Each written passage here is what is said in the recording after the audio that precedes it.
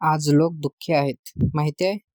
कारण त्यांना स्वतःचं जीवन कमी आणि दुसऱ्यांचं जीवन जास्त मोठं वाटतं.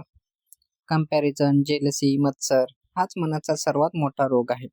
समोर त्यावर खूप मोठा उपाय सांगतात. नको रे मना मत्सरू दंभ भारू. आता समर सांगतात, अरे मना मत्सर करू नकोस. कारण दुसऱ्याचं सुख पाहून जळणारं मन कधीच शांत राहत नाही.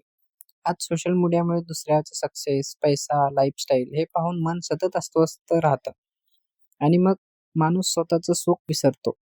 समर सांगतो, स्वतःकडे पहा, स्वतःला सुधारत राहा, दुसऱ्याशी तुलना करू नका. मत्सरामुळे मैत्री तुटते, नाती खराब होतात, मनात द्वेष वाढतो.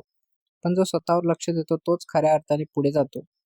आज स्वतःला विचारा, मी स्वतःचे जीवन घडवतोय की दुसऱ्याचं जीवन पाहून दुःखी होतोय?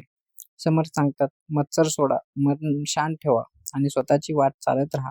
कारण मत्सर दुसऱ्याला नाही, स्वतःलाच दुःख देतो. जय जय रघुवीर समर्थ.